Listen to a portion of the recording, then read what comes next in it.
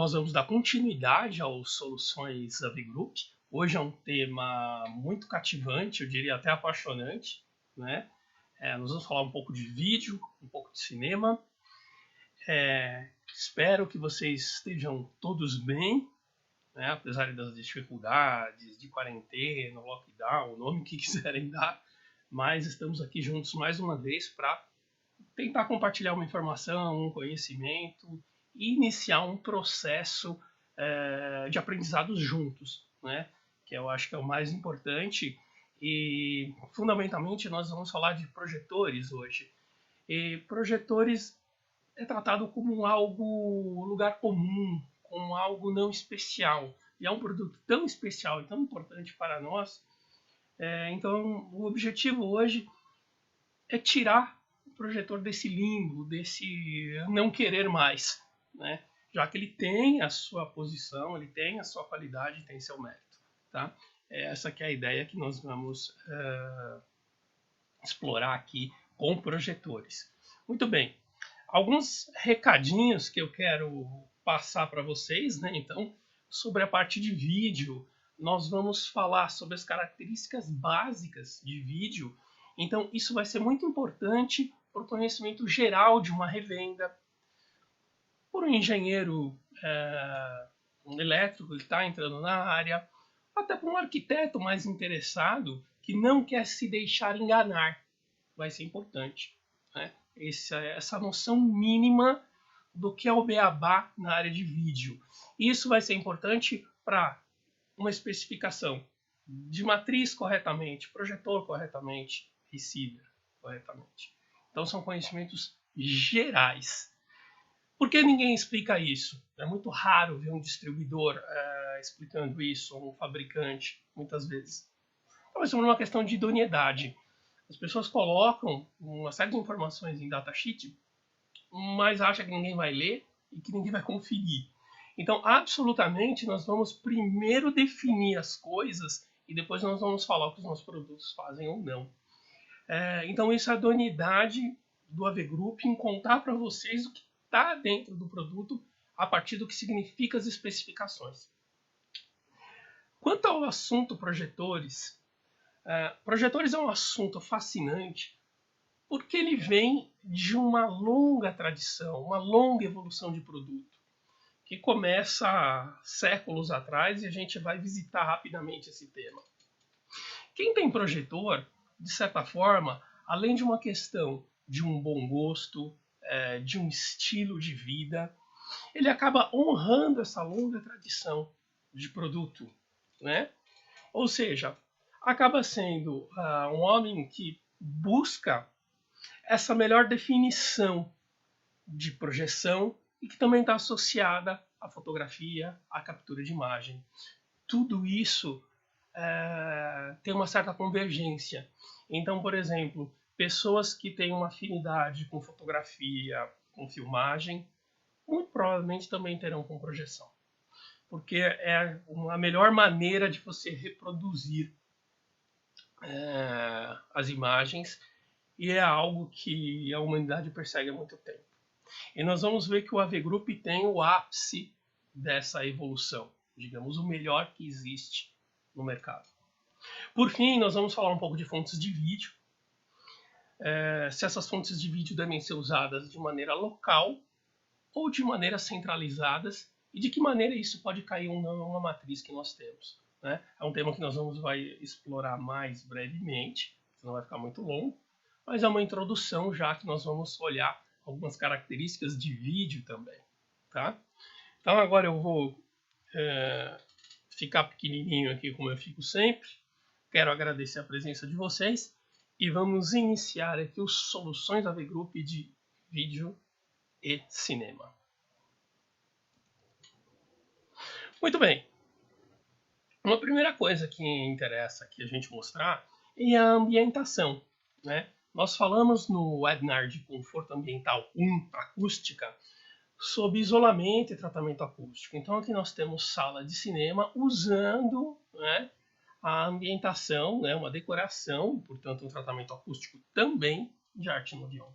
Então isso é muito importante porque mostra que o AV Group resolve o home cinema de uma maneira plena. Nós estamos falando da solução de vídeo, de receiver, das caixas acústicas, do projetor, óbvio, mas também do tratamento acústico e que vai se tornar também a decoração do ambiente. Tá? Então vamos avançar. Muito bem, quando a gente fala de projetor, a coisa mais importante, eu não estou nem tratando isso como especificação, estou tratando como assunto número 1, é o contraste. Né? A gente tem aqui deste lado da foto, né, obviamente, as cores. Cores são muito importantes, alegram o mundo. No entanto, o homem ele evoluiu vendo muito mais a escala do cinza. Nós somos muito mais sensíveis ao contraste, aos tons de cinza. São os tons de cinza que dão os detalhes da imagem. Então, quando a gente quer um projetor de alto nível, a gente sempre vai olhar, em primeiro lugar, o contraste. Tá? Esse é um ponto básico para a gente entender projetores. Muito bem.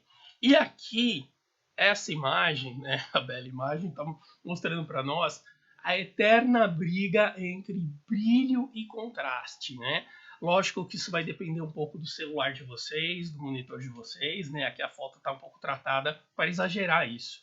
Mas à esquerda a gente tem uma imagem que está ressaltando mais brilho.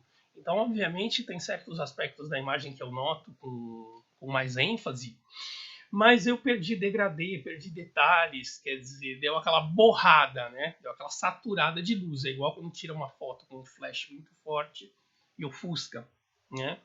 Em compensação, no contraste, aqui eu consigo ver mais nuances, mais detalhes. Tá vendo? As letras aqui escritas eu consigo reconhecer com mais perfeição. O degradê atrás dela eu consigo perceber também com mais perfeição. No entanto, a imagem ficou com uma aparência um pouco mais escura. Tá? Então, em geral, são características antagônicas. Quando eu começo a dar muito brilho, eu perco contraste e vice-versa. E é um grande desafio da indústria de projetores conseguir subir essas duas características ao mesmo tempo, porque elas são, de certa forma, inimigas. Né? Nós vamos ver hoje que existem projetores que conseguem dar bom brilho e bom contraste ao mesmo tempo, graças aos produtos mais performáticos que o AV Group tem. Então vamos dar continuidade. Se a gente vai conversar sobre receivers, ou matrizes, ou projetores, nós precisamos ter uma noção de alguns conceitos básicos de vídeo. E que conceitos são esses? Né? Eu vou explorar aqui os mais importantes. Me perdoem que eu vou simplificar um pouco as coisas, né? Não vou ficar falando aqui como se fosse um engenheiro eletrônico, até porque não sou. Então, me perdoem aí algumas simplificações e aproximações, mas aqui é importante que vocês tomem contato com esses termos e que até a nossa base de clientes e arquitetos tenha também uma mínima noção, como eu disse anteriormente, não se deixar enganar. Muito bem. Primeira coisa que a gente observa, espaço de cores, né? Provavelmente todo mundo, ou a maioria, por exemplo, quem é da área de design, arquitetura, decoração, já viu esse desenho antes. Isso aqui é uma medida do que o ser humano consegue ver, né? O que o olho humano conseguiria registrar de cores, né? Só que os nossos sistemas de vídeo são imperfeitos, eles não registram tudo isso. Então aqui nós temos as normas, né, de cores que os projetores e que os outros equipamentos de vídeo têm. Então o REC 709, né, tem uma certa capacidade de reproduzir cores. O mais amplo de todos é o 2020 e aqui no meio a gente tem o DCI P3, que é o padrão de cinema, né? DCI Cinema, alguns dizem até. Né? Isso é um conhecimento muito antigo, né? Aqui está até mostrando para a gente, data dos anos 30. Então isso é a capacidade que um ser humano vê e o quanto os nossos equipamentos são capazes de reproduzir. Né? Então se a gente olhar aqui o REC 2020, nós estamos falando aí, 76% do espectro visível, né? Seria essa a ideia. Então, todas as vezes que vocês verem, por exemplo, o projetor suporta REC 2020, então ele tem essa performance em relação ao próprio olho humano. Tá? Muito bem, e profundidade de cores? Esse é um assunto aqui que está ficando mais em moda, porque o Netflix está tentando aumentar a profundidade de cor, Blu-ray 4K tem mais profundidade de cor, né? E assim por diante. Então, esse normal seria o 8 bits. Né? O que é 8 bits? Cada cor básica, eu tenho 256 possibilidades, multiplicando tudo isso dá 16 milhões. Tá? Agora, se eu coloco 1024, você coloca 10 bits, a hora que eu multiplico os 10 para cada cor, né, eu tenho mais de 1 bilhão de cores. Tá? Então, hoje, bons equipamentos, né, a exemplo dos nossos projetores, eles vão trabalhar pelo menos a 10 bits, ou tem a possibilidade de receber fontes de imagem que estão vindo com filme ou com algo gravado a 10 bits. Então nós saltamos de 16 milhões para 1 bilhão de cores. Tá?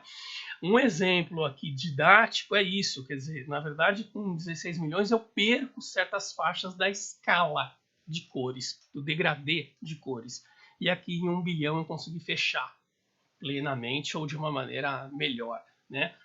Um exemplo típico, tá vendo? É o degradê aqui do Sol. Aqui o degradê já não existe, ou ele é muito mais tênue, tá? Muito bem. Aqui a gente tem uma outra forma de ler isso, 8 bits e 10 bits de cores, tá? Então isso é a profundidade de cor. E o termo profundidade que é muito justo, porque eu estou conseguindo ver mais cores no 10 bits, né? Muito bem. Uma outra coisa, isso aqui as pessoas muitas vezes ou são enganadas ou compram receiver sem saber e aí não são atentas às especificações, por exemplo, de receiver ou de matriz, e aí o equipamento não faz jus ao que elas esperavam, né? Só que a amostragem de cores, né? Por que existe a amostragem? O termo amostra quer dizer pegar um pouquinho, não pegar tudo, né? Aonde a gente pode citar o exemplo da amostragem, né? Vocês devem lembrar do MP3. O MP3 ele era um sinal de áudio, ainda, que trabalha por amostragem. Então eu pego toda aquela música do estúdio, que é enorme e tal, ocupa muita memória, e tiro um monte de amostrinha, né? E aí essas amostrinhas são compactadas e geram o MP3, que é um arquivo bem pequenininho. Então a amostragem ela serve para a gente pegar a informação e colocar em menos espaço. Cores ocupam muito espaço. Então a gente tem a necessidade de amostrar cores. Tá? Como é que funciona isso? Muito bem. Aqui eu coloquei o nome das normas. Tá? Normalmente, para facilitar, aqui o pessoal chama YCC. Parece complicado, mas assim, a gente olhando de uma maneira prática não é. Tá? As cores são amostradas ou colocadas numa caixinha de memória para ocupar pouco espaço de duas formas, com dois parâmetros, na verdade. Né? O primeiro deles seria a luminância. O que é a luminância? É essencialmente lumens. Então é o brilho. É o quanto de informação eu tenho de brilho. E vocês vão perguntar, poxa, por que eu estou armazenando em primeiro lugar o brilho? Porque a gente não disse anteriormente que o ser humano é muito sensível a contraste, a tom de cinza.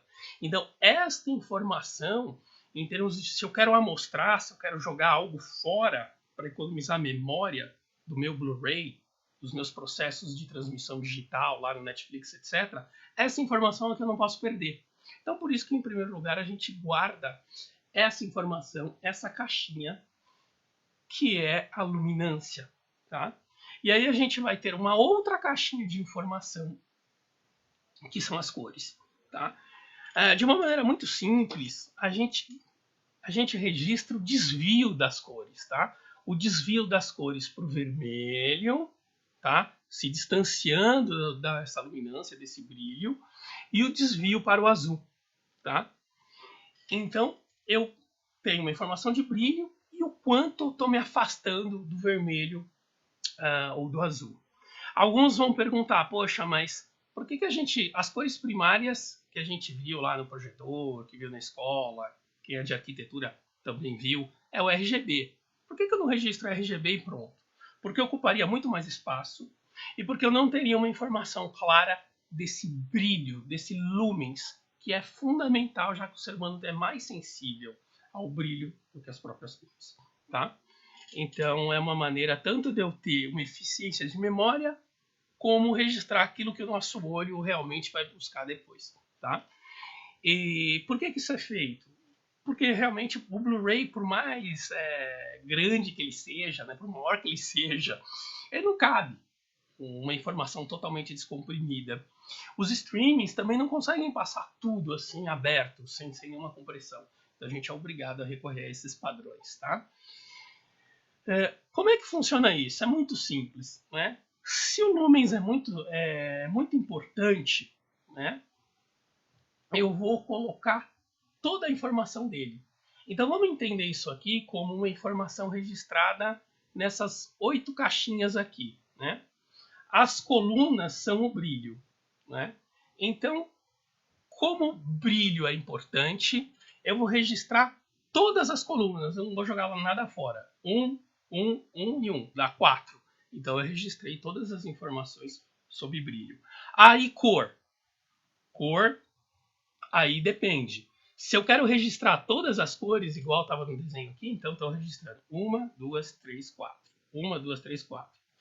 Então o que acontece? Aí eu registrei todo o brilho e a diferença de cores. Então eu fiz um registro de cores 4, 4, 4. Esse é o registro de cor perfeito. Eu não subamostrei, eu peguei tudo que existia e guardei.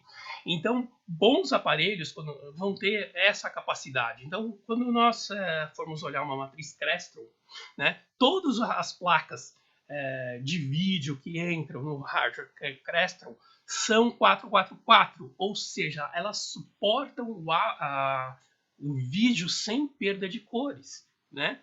Isso por si só já é um grande diferencial, ainda mais em matriciamento, que a gente sabe que as coisas vão sendo perdidas conforme a gente distribui pela casa, tá? Mas os nossos projetores também vão ter essa característica. Muito bem. E os Blu-rays? Os Blu-rays, principalmente Full HD, eles são assim? Não. Foi comprimido e jogou cor fora. E aí como é que funciona? Por exemplo, funciona dessa forma. Eu não pude gravar o segundo quadradinho, então eu jogo fora, eu não gravo.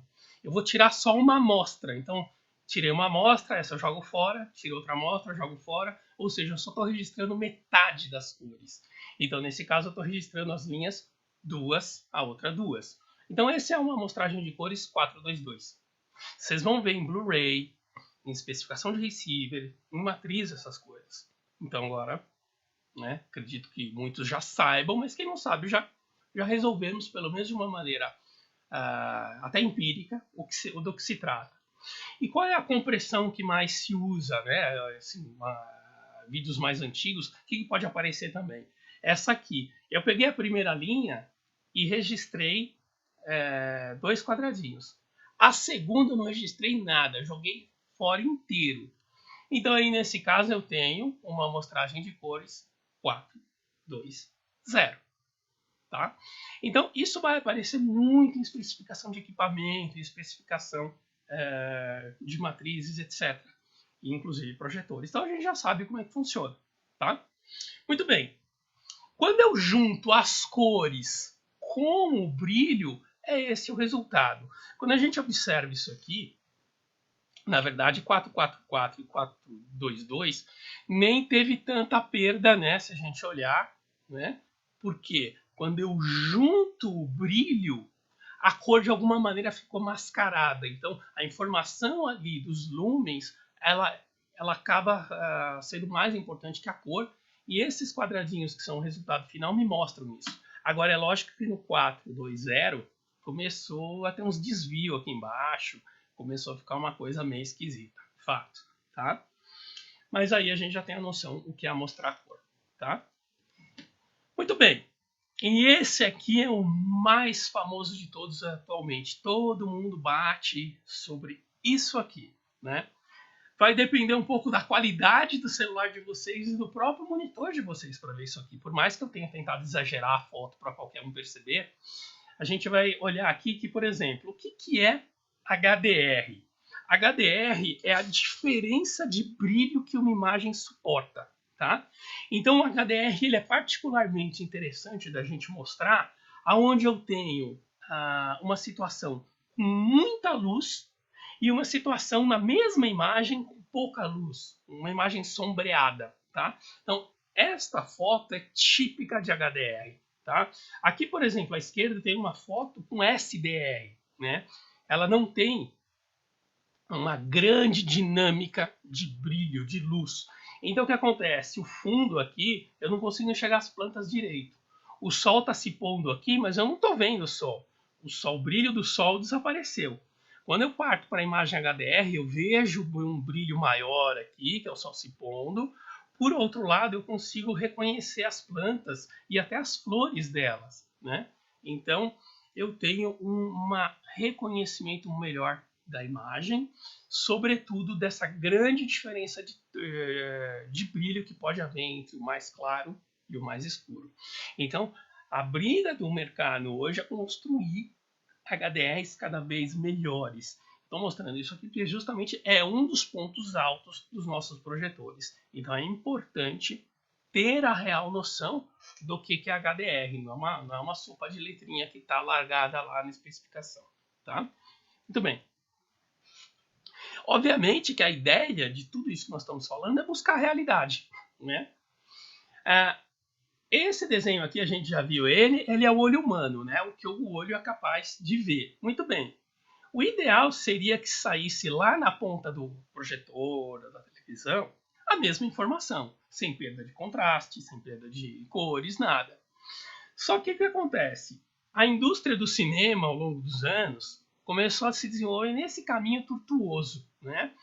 Quando eu capturava, eu perdia. Quando eu fazia a pós-produção, perdia. Masterização, distribuição, chegava na televisão, perdia. Então, eu ia perdendo informação e aquela imagem que foi do momento real, ela se perdeu. Eu estou mostrando um esboço quase, no final de contas. Então, esta última linha aqui representa o esforço da indústria em a gente elevar o padrão de cores, elevar o padrão de HDR, ter bons produtos que realmente sejam capazes de fazer isso para que hajam poucas perdas. Não dá para dizer ainda hoje que eu consigo fazer a reprodução de brilho, de contraste e de cores sem perda nenhuma, né? Mas a gente conseguiu reduzir pela padronização de processos. E os melhores projetores e melhores matrizes que vão acompanhar essa evolução, tá? Vamos seguir aqui. E aí, os projetores, como nós estávamos dizendo, representam essa tradição, esta evolução que vem lá desde os primórdios. Quando que começa isso, né? A primeira tentativa de fazer uma projeção foi mais ou menos 500 anos antes de Cristo, lá na China, a câmera escura, que também deu origem aos princípios de fotografia, diafragma, tudo mais, né?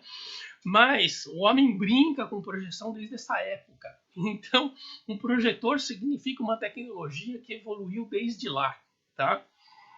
E só para a gente contextualizar como isso é importante, né, existe um invento chamado lanterna mágica, que foi construído pela primeira vez pelo Athanasius aí no século 17, que funcionava, que projetava imagens, né? E a fonte de luz era uma lamparina, né? Então, literalmente, nós estamos falando de um projetor à vela, né? A gente pode ver isso melhor nessa outra foto, que já é o próprio produto mais evoluído, um século depois, né? No século XIX já bem mais evoluído, aonde eu tenho aqui uma parte onde eu queimo, né? Um combustível para gerar uma fonte de luz, né? Esse é o tataravô do projetor de slides, né? Mas a gente vê a discrepância então que a gente tem hoje e desde aquela época se tenta alcançar qualidade de projeção. Então, obviamente que isso veio evoluindo, Nos anos 60, para quem é um pouco mais velho, com certeza já viu aí os projetores de slide de 35mm, né, que a gente revelava o positivo, né, e não o negativo.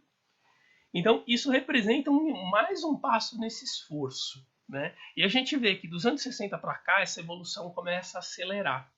Então, algumas pessoas perderam a noção da importância da projeção porque as coisas começaram a evoluir muito rápido. Você viu que a gente passou praticamente mais de 2000 anos, aí depois passou 2 séculos e agora as coisas começam a acelerar. Então, a gente tem, ainda nos anos 60, a versão residencial do home cinema. Os primeiros home cinemas eram servidos de projetores como esse, um projetor 16mm, e alguns anos depois, uma versão mais home, menor, que seriam projetores de 8mm, que é o que está aqui à direita, né? Se eu tirar um pouquinho minha câmera, vocês vão ver que está escrito 8mm, tá? Então, só que imagina, para você tentar ter algo próximo do cinema na sua casa, você precisava de um equipamento desse tamanho, fitas de rolo desse tamanho, que não cabem aqui no ângulo da minha webcam. Então, a gente vê um esforço que houve nessa evolução, né? Até que em 1978, a gente teve 8mm estéreo. Por que estéreo? Por que Dolby estéreo? Quem gosta de cinema deve lembrar que o primeiro filme Dolby Stereo, Guerra nas Estrelas ou Star Wars, é dessa época, mais ou menos acho que 76, né? E aí logo em seguida foram feitos projetores residenciais para isso. Então você vê o esforço tecnológico para acompanhar e entregar nas residências uma solução que pudesse ser usada e desfrutada da mesma qualidade de cinema, tá? Até aqui, né? Existe a evolução aí do tubo, né? Os TVs de tubo existiam desde os anos 50 comercialmente. Só que os projetores de tubo surgiram um pouco depois, né?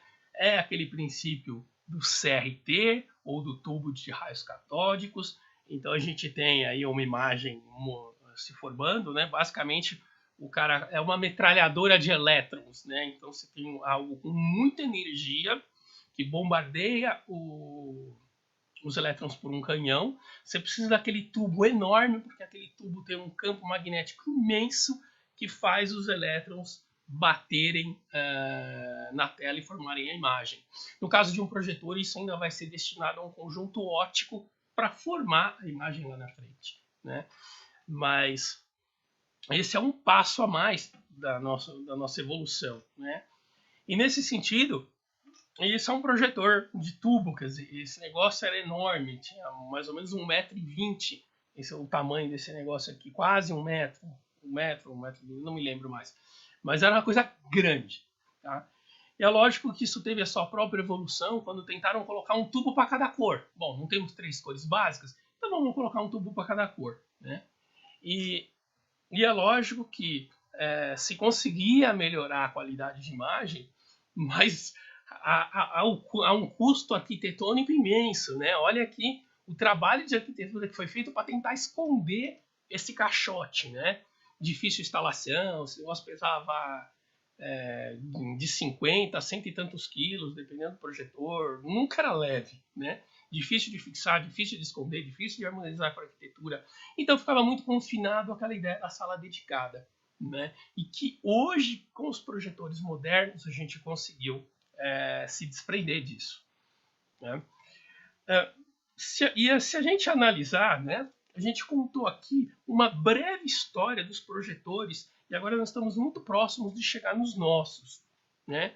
Mas é preciso fazer um disclaimer aqui, um aviso muito claro, sobretudo com aquele cliente que não conhece essa história, essa evolução, né? E talvez algum arquiteto que também não conhece essa evolução, e fazer aqui uma separação radical. Projetores de dados ou data show, eles não são de vídeo, eles não são de cinema. Eles até exibem, mas exibem com uma série de problemas. Vai faltar contraste, vai faltar resolução, vai faltar cor, só vai sobrar brilho, né? Então, eles não se prestam a isto, tá? A gente tem que deixar muito claro que eles têm uma evolução paralela.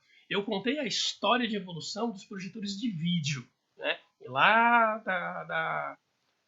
da câmera escura, né? Agora, esses caras aqui, né? Projetores como esse, evoluíram disso aqui, do retroprojetor. Então, o projetor de data show, ele saiu de um retroprojetor. Agora, eu vou assistir um cinema em algo que evoluiu do retroprojetor?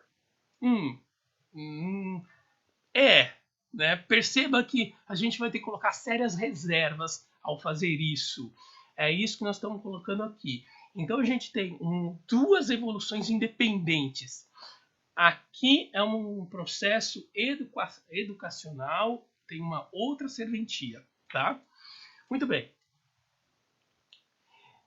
E quando a gente fala de projetores de home theater, né, nós temos alguns produtos que estão no mercado. Vamos pontuar então, né? Nós saímos dos projetores de dados, do data show. E projetor de home theater? O que tem no mercado, né?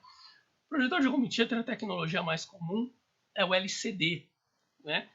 LCD para home theater, tá, mas isso não é cristal líquido LCD? Sim, seria cristal líquido, né?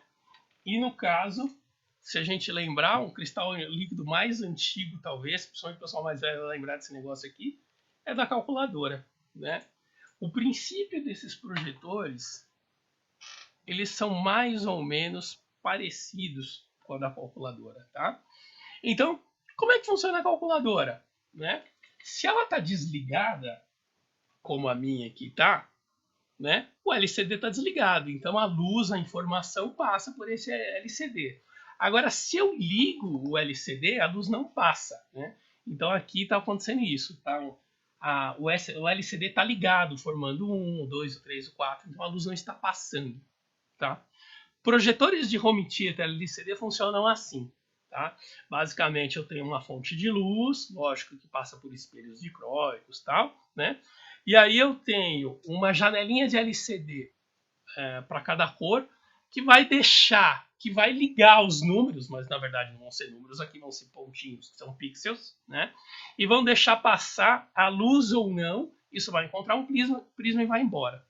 Então, o LCD funciona assim, e tem uma aplicação, principalmente nos home theaters de entrada, e é uma tecnologia que veio lá digamos, domesticamente a gente pode falar que veio das calculadoras, né? No início.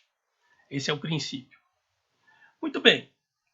Agora, nós vamos falar do que é home cinema e home cinema no AV-Group, né? Continuando essa evolução que a gente falou lá no passado, o que existe hoje de melhor dentro do AV-Group, dando continuidade a essa evolução. Muito bem. Aí é isso que nós vamos ver agora. Então, nós não estamos falando no AV-Group de data show e home theater. Então a gente não tem para vender data show e a gente não tem para vender home theater. O que o AV-Group tem como solução são equipamentos para home cinema, tá? E aí, nesse sentido, eu posso falar que eu tenho um home cinema premium, que já é muito bom, já é em padrões elevados no mercado, e tenho sistemas high-end, de tecnologia extrema, tá? Então, o AV-Group não trabalha com data show, com home theater, com essas coisinhas. Nós temos soluções de home cinema. E eles vão se colocar no topo daquela longa linhagem de evolução que nós vimos. Por isso que eu fiz questão de mostrar essa linhagem. Tá? Aqui é lógico que a gente tem uma foto ambientada em projetor Wolf. Tá? A primeira tecnologia que nós temos é uma tecnologia chamada DLP. A tecnologia DLP, ela tem um chip que tem milhões de espelhos. Então eu tenho aqui uma fonte de luz, né? É óbvio que esse desenho está super simplificado. A gente tirou praticamente tudo que tinha aí. Só está mostrando o princípio físico de uma maneira bem didática mesmo. Mas a luz passa por um disco de cores que gira em altíssima velocidade. Normalmente esse disco de cor ele não separa as cores dessa forma, ele alterna as cores para ter mais eficiência, né? Isso bate nesse chip, só que esse chip ele é composto por milhões de microespelhos, né? Quantos milhões? Um para cada ponto da imagem. Então, se eu Full HD, né, são 2 milhões de pixels. Então, eu tenho aqui certamente 2 milhões de espelhos. Tá? E aí, conforme isso bate no espelho, o espelho direciona para a lente. Então, se o espelho vira para um lado, ele rejeita a luz. Se ele vira em direção à lente, ele aprova a luz e aí faz a imagem. Imagina que esses milhões de espelhos se movimentam milhares de vezes por segundo. Né? Por exemplo, a 60 Hz, né? 60 quadros por segundo, por exemplo, 24 quadros por segundo. Então isso fica movimentando. Tá? Aqui a gente tem um exemplo, né? Se eu conseguisse dar um super zoom nesse chipzinho, eu veria aqui esses chips, eu veria esses espelhos, e aí eles batem para um lado a luz, batem para o outro a luz. Então, quer dizer, é uma tecnologia muito, muito avançada. É lógico que existem muitos tipos de DLP no mercado, né? Existem DLPs que fazem lá o data show, e não são os nossos. É muito importante deixar isso claro. Então, nós vamos aqui conhecer os nossos projetores, mas vamos também pincelar, afinal de contas, o que torna os nossos DLPs tão especiais para serem de home cinema e não um home theater comum. Tá? Então, vamos continuar. Se houver algum probleminha aí em chat e tal, por favor, vocês me avisem o áudio, tá bom? O nosso projetor de entrada nesta tecnologia, e que já é 4K, seria esse, né, o TXF700. Algumas características aqui só para a gente começar a formar ideia desse projetor. Né? Tem 2.400 lumens, 1.200.000 de contraste. Uma característica muito, muito importante, 25 dB de ruído. Isso é quase nada. A minha voz aqui, eu estou falando meio alto, deve dar dando seus 65 de dB. Tá? Então, 25 dB é um ruído muito, muito baixo. Por que esse projetor consegue ter esse nível de ruído assim? Porque ele tem uma construção em alumínio aeronáutico, né, que favorece a dispersão do calor. Não à toa essa grade aqui.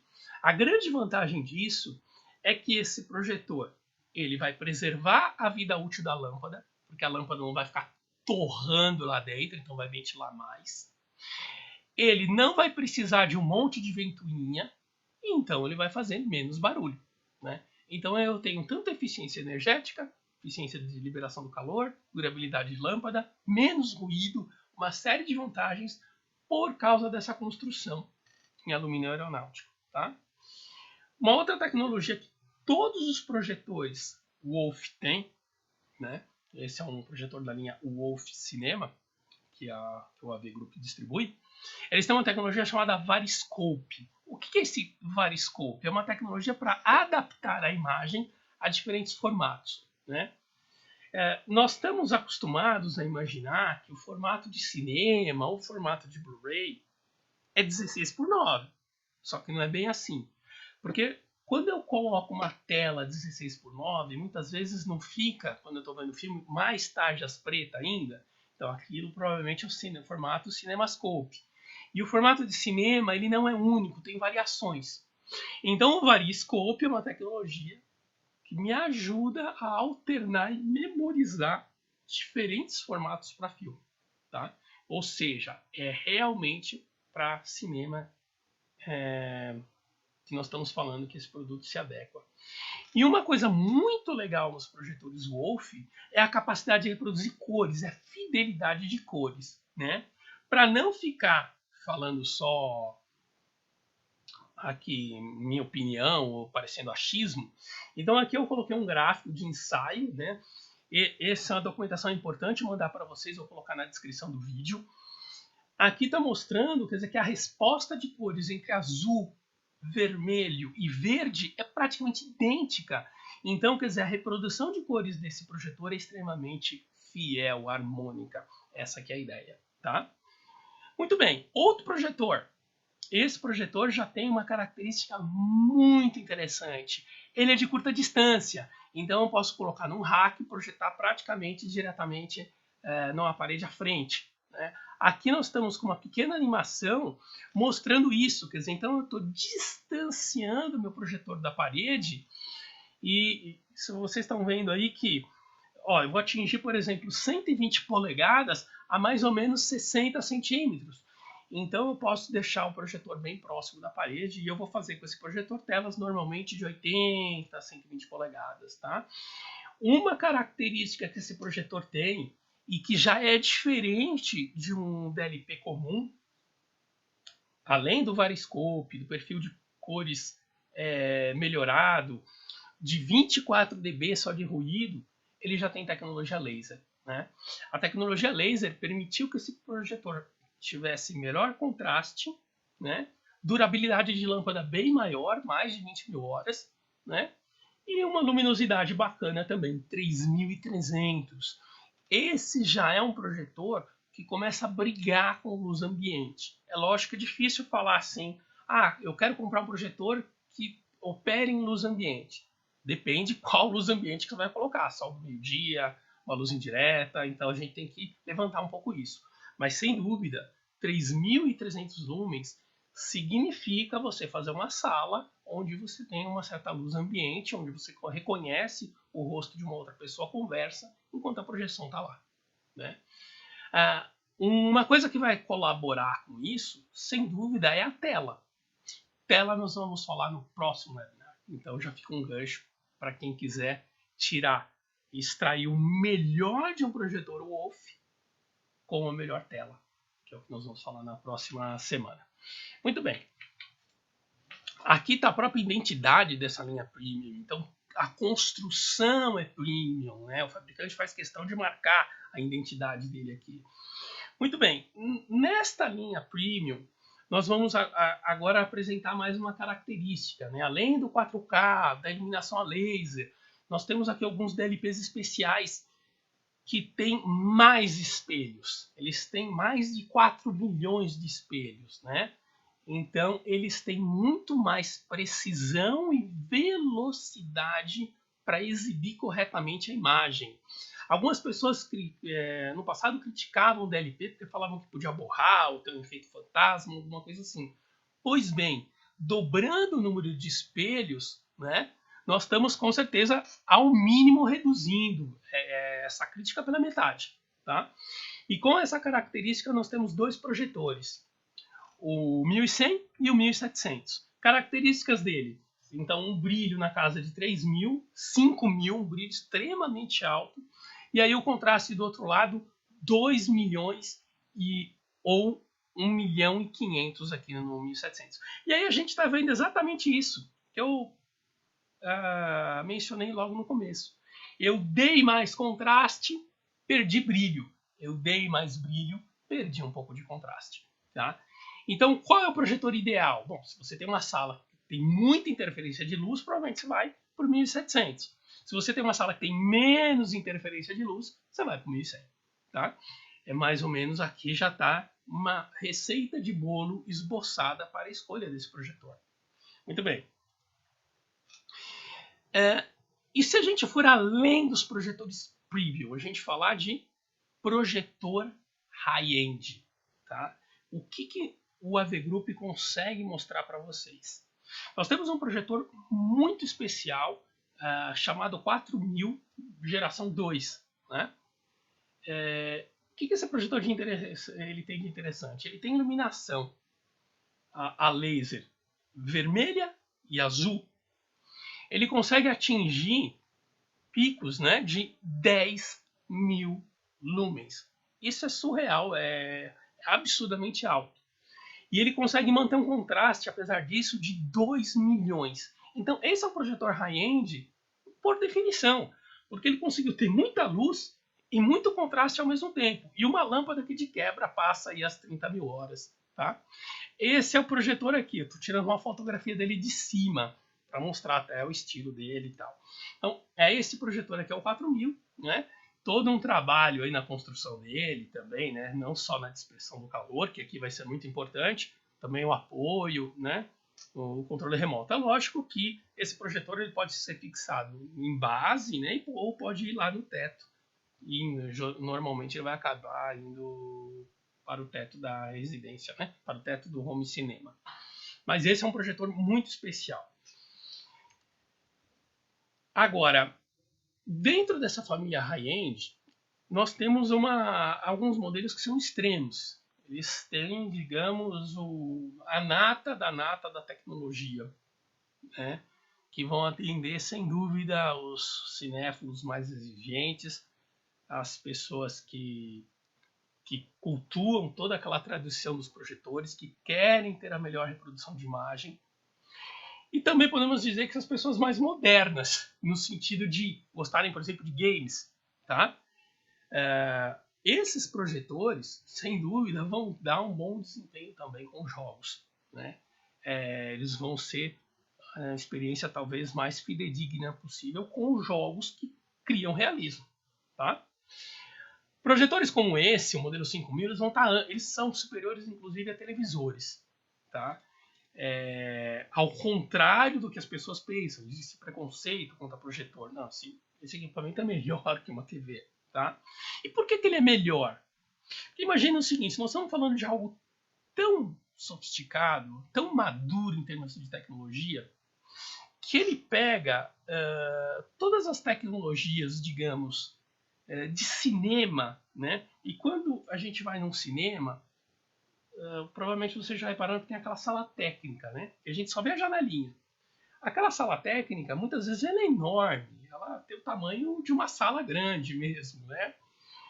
O projetor high-end desse nível que nós vamos falar agora, ele pega toda aquela tecnologia daquela sala e é feito um esforço de colocar tudo num box pequeno. Então, é digamos, o supra-sumo tecnológico. E é isso que nós vamos falar agora, tá? Então, continuamos. Como é que funciona esses projetores? Bom, eu tinha explicado para vocês, rapidamente, né, o cristal líquido e o projetor baseado em espelhos, que é o DLP. Esses projetores que chegam nesse nível de high-end, eles mixam as duas tecnologias. Eu tenho aqui um painelzinho LCD, então o que o painelzinho faz? Deixa passar a luz ou não? Né? Se ele liga, ele bloqueia a luz, se ele desliga, a luz passa. E ao mesmo tempo, eu tenho uma placa aqui, né, que faz que tem os espelhos. Então, uma combinação das duas tecnologias, poderia dizer assim. Ou seja, ele vai ter o melhor de dois mundos. Por isso que é tão especial. E no caso dos nossos projetores, nós vamos tornar essa tecnologia mais especial ainda, porque nós vamos usar um chipzinho desse para cada cor. Então nós vamos ter o vermelho, o verde, o azul. Cada um com 4K de espelhos ou de pontos LCD juntos. Então a precisão que isso vai dar à imagem é extremamente grande, sobretudo com cores, tá? E como é que funciona isso? Bom, se a pessoa é mais interessada em alta tecnologia, gosta de entender das coisas, tem esse slide aqui, tá? Não vou ficar explicando ele em detalhes, não é o nosso objetivo aqui, mas aqui eu tenho uma fonte de luz, né? Atualmente nós estamos colocando inclusive laser aqui também para melhorar. Aqui a gente tem inicialmente um filtro que corta luzes que não são do olho humano, por exemplo, infravermelho. A gente não vê infravermelho. Então não vou deixar infravermelho entrar aqui, porque até pode esquentar tudo e derreter tudo, ou ultravioleta, pode dar problema, queimar componente, etc. Então aqui é como se fosse um filtro que só entra a luz, né? Aqui eu tenho, esse dispositivo vai funcionar como um separador. Ele vai pegar a luz branca pura e separar de vermelho, de azul e de verde. Isso é guiado por espelhos, né? Aqui são espelhos que são espelhos, digamos, inteligentes. Os espelhos dicróicos, eles são capazes de refletir só um tipo de onda, ou seja, só um tipo de cor. Por isso que aqui só está refletindo, por exemplo, o azul, aqui o verde. Então isso é guiado por espelhos milimetricamente construídos, até encontrar esses processadores de imagem, tá? Esses processadores de imagem são comumente chamados de Lycos, às vezes de Dila também. Muito bem, esses processadores, esses chipzinhos, eles vão trabalhar tanto como espelhos, tanto como janelinhas de cristal líquido que deixam passar ou não. Por isso que ele tem essa construção aqui. Então aqui eu tenho, eu posso barrar a luz ou posso rebater a luz, né? Aí vai ter um conjunto de prisma e vai mandar isso no conjunto de lente, tá? Esse é o princípio. Mas é interessante a gente olhar, pelo menos uma vez na vida nisso, para mostrar o quão sofisticado é. E isso vai fazer menção, lógico, ao custo dessa tecnologia, né? Também vai justificar, né, o investimento nesse equipamento, né? Aqui a gente tem um videozinho ambientando, né, num projetor real esses chips de processamento das cores, né? E aí a seguir a lente, né? A lente desse equipamento por si só já é um objeto extremamente especial. Se nós olharmos aqui a lente, ela é formada por 16 grupos, por 16 peças e 18 lentes, né? Então é um trabalho de construção ótica extremamente high-end. Quem gosta, por exemplo, de vídeo ou de fotografia, tem noção que só esse equipamento, só esta parte, já custaria muito dinheiro, né? Já seria um investimento alto ter algo desse tipo, por exemplo, associado a uma máquina fotográfica, tá? Então, esta é a tecnologia para a gente soltar a luz, não é só aqueles chips coloridos e tudo mais. E quando o nosso projetor é 4K, a gente tem essa lente com 65mm. Quando é 8K, 100mm, então mais sofisticado ainda, tá? Então, é todo um conjunto de camadas de alta tecnologia que nós fomos construindo. Aqui, outro detalhe super interessante dessa lente. A lente ela tem um recurso muito inteligente, controlado pelo processador do projetor, que funciona tal como o olho humano. É uma íris, né? Essa íris abre e fecha conforme a necessidade de luz. Por quê? Porque se eu jogar muita luz na tela, eu borro a imagem, fica aquele brancão horrível, que nem um projetor de data show. Então aqui eu tenho uma íris que de maneira inteligente vai detectando a necessidade de passar ou não a luz e vai iluminando mais ou menos a tela. Isso, além de evitar aqueles borrões de branco, aumenta em extremo o contraste, tá? Então é uma ferramenta da gente ganhar contraste. E isso fica funcionando aí de maneira automática e de maneira inteligente à medida que eu assisto o filme, né? Então é mais um detalhe dessa sofisticação. Bom, uma outra coisa importante nesses projetores são certificações, né? Esses projetores eles vão visitar os institutos mais renomados de desenvolvimento de imagem e se apropriam dessas certificações para garantir ao mercado que eles estão exibindo o melhor HDR possível, a melhor gama de cores possível. Então agora nós vamos colocar rapidamente um pequeno vídeo para vocês terem noção de uma dessas certificações e aí vocês vão automaticamente vão entender do que eu estou falando.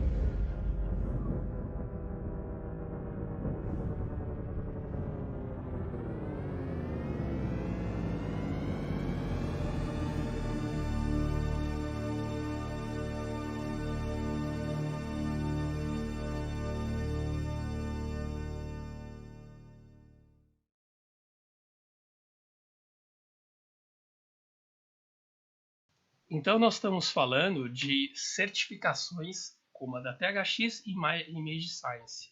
Tá?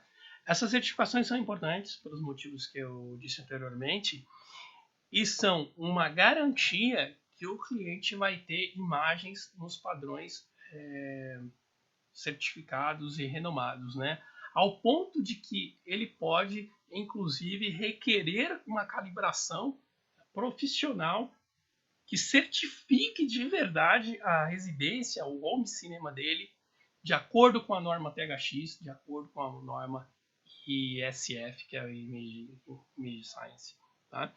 Então, isso é mais uma garantia do tipo de produto que nós estamos falando. E no caso do projetor Wolf, ele tem as duas. Né? Por isso que nós estamos falando dessas duas entidades de certificação. E de modo que a gente pode, inclusive, fazer um ajuste ao projetor para modo diurno e para modo noturno.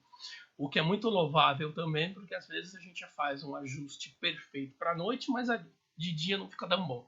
Então, com esses padrões de certificação, eu consigo também fazer ajuste dia e noite.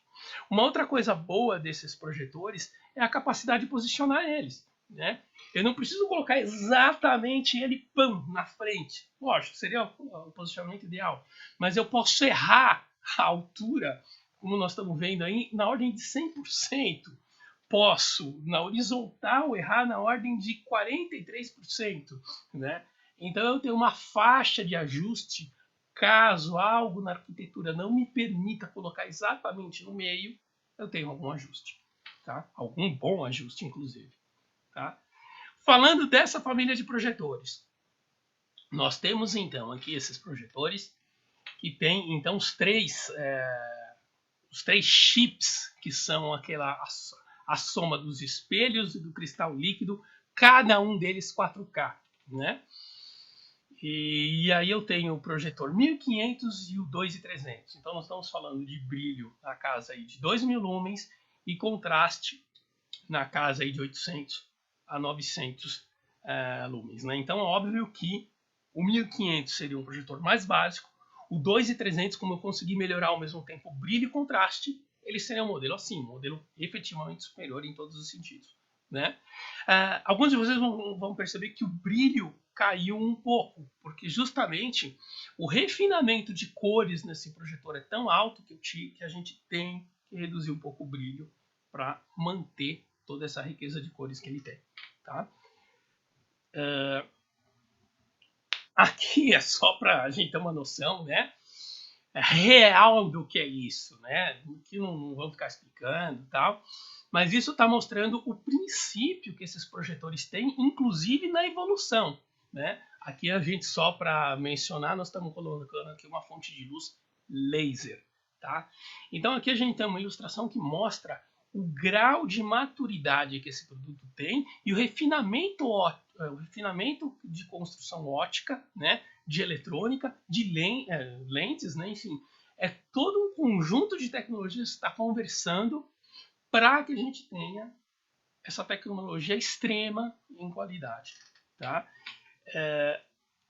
E se a gente analisar qual seria então o nosso modelo extremo, os nossos modelos extremos em desempenho, né? Esse seria um dos modelos, tá? E aqui, até para provar isso, né, aqui nós colocamos então a resposta dele de cores, tanto naquela gama de cor mais pobrinha, mais básica, que é o 709, como colocamos no 2020, né, aonde ele tem um desempenho muito generoso. E tá aí o ensaio de cores dele para a gente atestar isso. Tá? Muito bem. Nesses projetores extremos, nós temos o modelo 5000 e o 3500. Como é que funciona o 5000? O 5000, ele tem, né, os três chips em 4K. Ele tem duas fontes de laser, o que já é muito diferente, quer dizer, tem a ver com o desenho que a gente mostrou anteriormente. Agora, e o 3500? O 3500 ele tem também os três chips 4K. Existe um trabalho que esses chips são capazes de fazer juntos, que geram 8K. E esse projetor ainda tem aquela lente especial de 100 milímetros, tá? Esse aqui tem uma lente de 65, esse tem uma lente de 100. Então esse ainda tem uma lente mais generosa. Vamos ver como é que eles se comportam em termos de desempenho, né? Então o brilho aqui 3.200, o brilho aqui 2.300. E aí o que acontece? No 5.000 o contraste sai fora da escala, tá? Quando eu combino esses chips, aquela íris, uma lente, essas fontes em laser, eu não consigo mais medir o contraste, né? Por isso que a gente diz que o contraste é infinito, né? Ele até existe em algum lugar, mas está tão longe, tão longe, tão longe que eu não consigo mais medir, tá? Então aqui eu tenho algo de alto contraste com uma grande iluminação, né? E aqui embaixo eu vou ter um projetor que o contraste está mais limitado, mas eu consigo ter uma grande riqueza de cores, uma entrega de imagem muito precisa por causa de uma lente maior e ainda por cima 8K. Então esses seriam os dois projetores de maior desempenho que nós temos hoje, né? Que estão no topo de toda aquela evolução que vem lá desde 500 AC, tá? O estado da arte, né? Muito bem. Aqui eu crio um assunto rápido, né? Nós já estamos aí no horário praticamente estourando. Eu queria mostrar para vocês, conceituar algumas ideias de matrizes, tá? Nós não vamos falar de matriz aqui hoje, porque senão o webinar ia ficar muito extenso, mas eu quero mostrar para vocês o que um dos nossos produtos de matriciamento é capaz de fazer. Pelo menos o que é capaz, e a gente desenvolve, tá?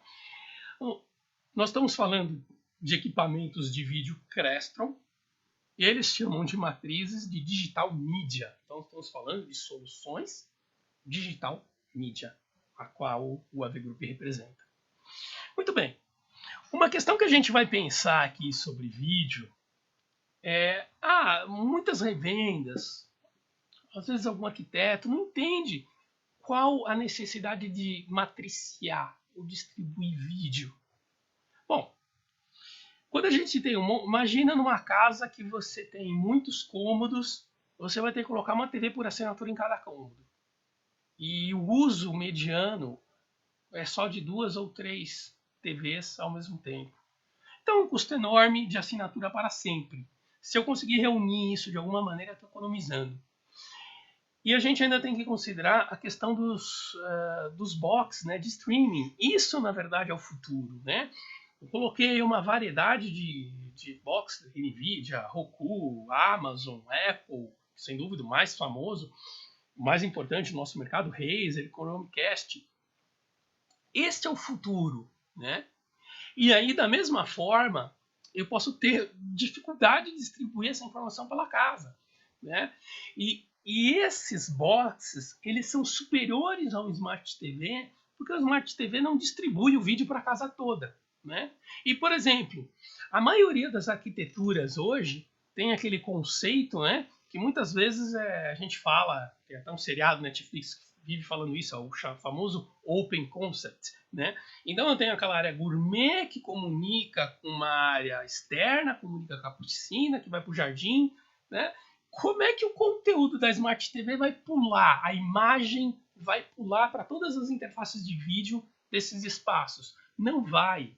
Então, esses set-top box, eles são a evolução natural dos produtos. Provavelmente um dia substituirão TVs por assinatura. E eles são passíveis da gente conseguir fazer distribuições inteligentes, né? Começo a ver o filme no meu living e depois vou terminar no quarto e tal, né? Com o mesmo box, dou pause e tal. Ou posso distribuir em amplas áreas que seria o mais inteligente possível, né?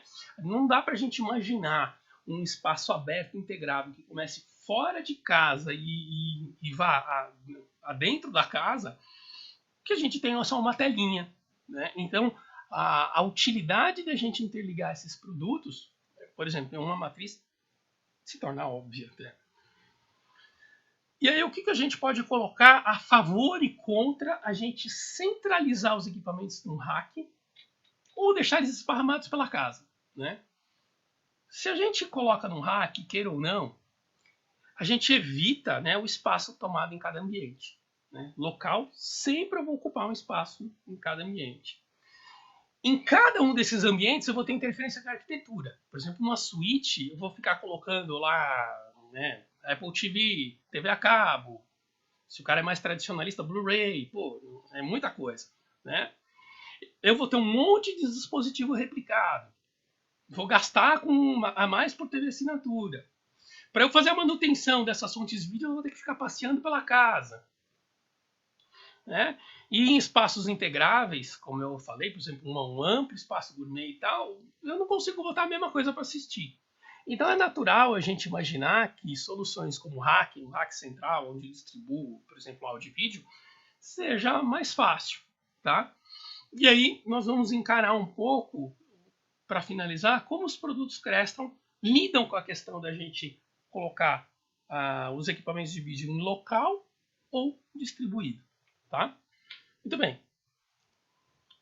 Até esqueci um aqui. Não é possível distribuir uma biblioteca pessoal. Isso não é tão comum, tal, mas também, né? Seria a minha base de dados de filmes, né? Não estou indo pegar lá do Netflix, eu tenho a minha mesmo.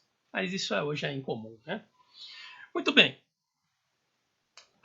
Agora, só que aí algum de vocês pode contra-argumentar e falar, poxa, videogame, né, PlayStation, Xbox, esse set-top box, que ele é essencialmente de cinema, mas ele também pode trabalhar com videogame.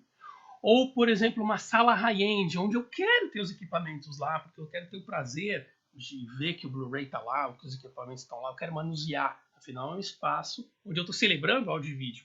Ou, por exemplo, uma coisa desse tipo, né? As próprias mídias, né, 4K, que são recentes e tal, mas eu não vou conseguir colocar isso no rack central. Pô, então, aí como é que eu faço? Então eu não posso usar mais matriz?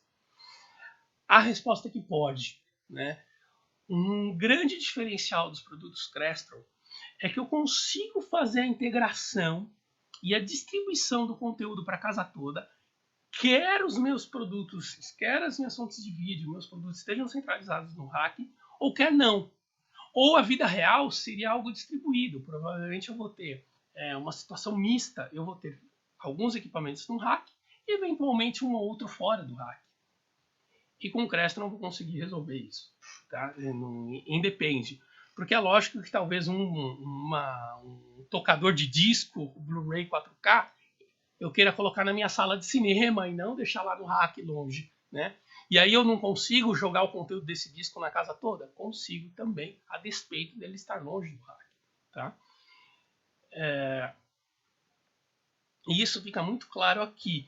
Então não importa se a minha fonte de vídeo ela está local, esparramada em cômodos da casa, ou se ela está central, com os equipamentos digital media, eu consigo distribuir eles por toda a casa. Então aqui eu tenho a melhor solução. Não tem briga, não tem discussão se eu quero colocar no rack ou não. Tá?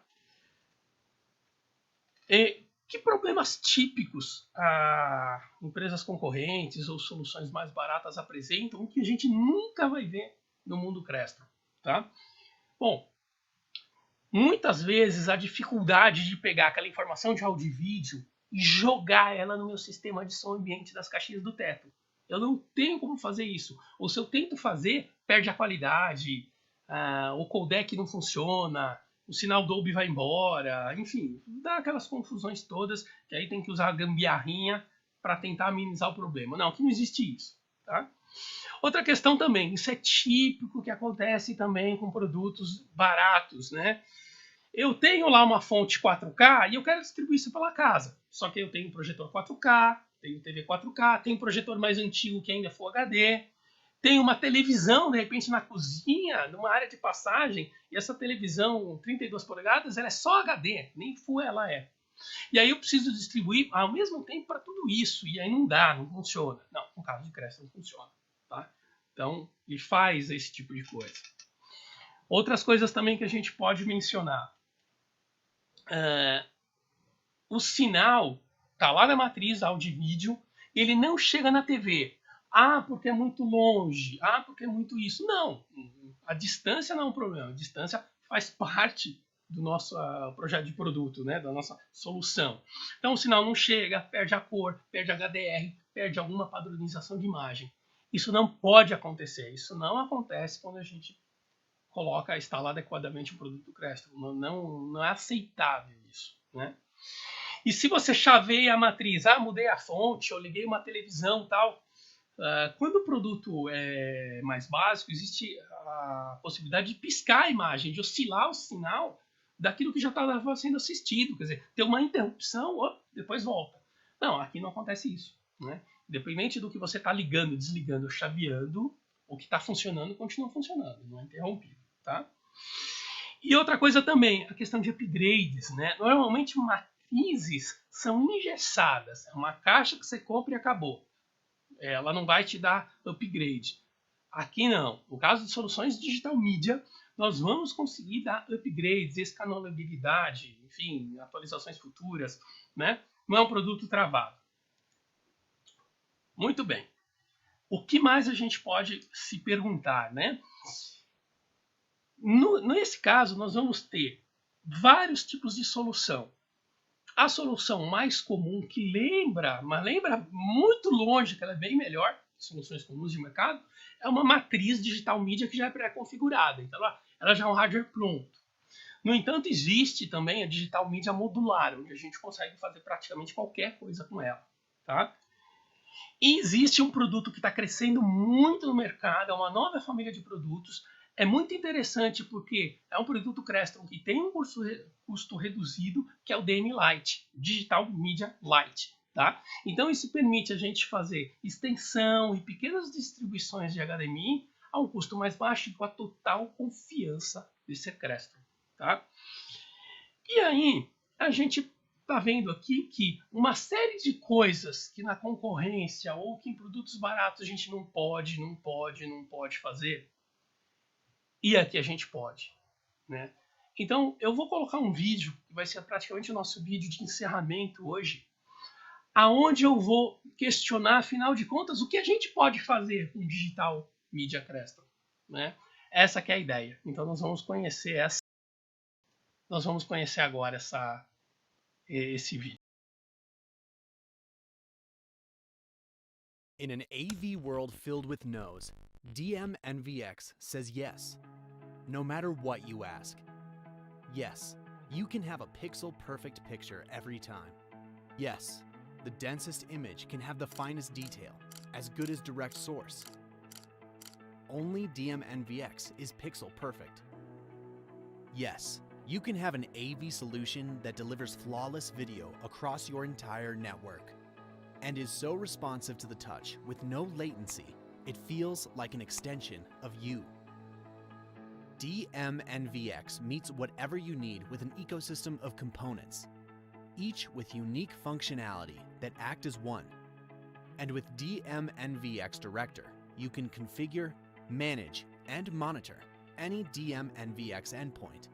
DM-NVX works with whatever you have, any network, any content, any type of room, yes, yes, and yes.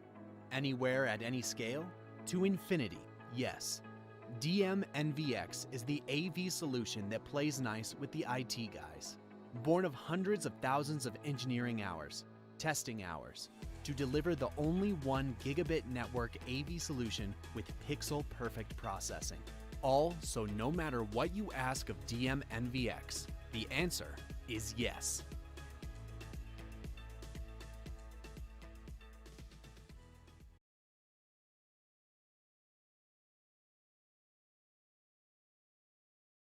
Opa, eu esqueci de desmontar o microfone. Então está aí. Tudo é possível usando esta solução digital mídia de matriciamento high-end chamada NVX. Tá? É um produto absolutamente fantástico, porque cada módulo pode ser ao mesmo tempo o transmissor ou receptor. Eu posso configurar isso livremente. Funciona em arquitetura de rede. Todos eles já carregam sinal de automação. Entre outras funcionalidades, né? Fora todo aquele pacote tecnológico de vídeo que a gente falou lá no começo, ele está full presente aqui, eu não perco nada. Então é um produto bastante interessante quando é necessário uma solução que resolva efetivamente qualquer problema, tá?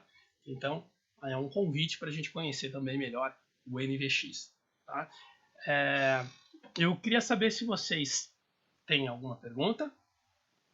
Me perdoem, hoje a gente excedeu um pouquinho o tempo, mas o tema projetores é um tema um pouquinho mais longo e mostrar para vocês a definição de matrizes e tudo mais também demora um pouquinho, né? Eu estou acompanhando aqui no chat, mas eu não visualizei perguntas. Eu acho que eu estou com algum problema de leitura aqui no meu chat, tá? Caso eu não esteja lendo as mensagens, tá? Realmente elas estão um pouco paradas aqui. Acredito que eu não estou conseguindo visualizar. Então eu ia pedir encarecidamente que não deixem de mandar perguntas, né? Os e-mails estão listados aí, o meu e-mail nominalmente ricardo@vgroup.com.br.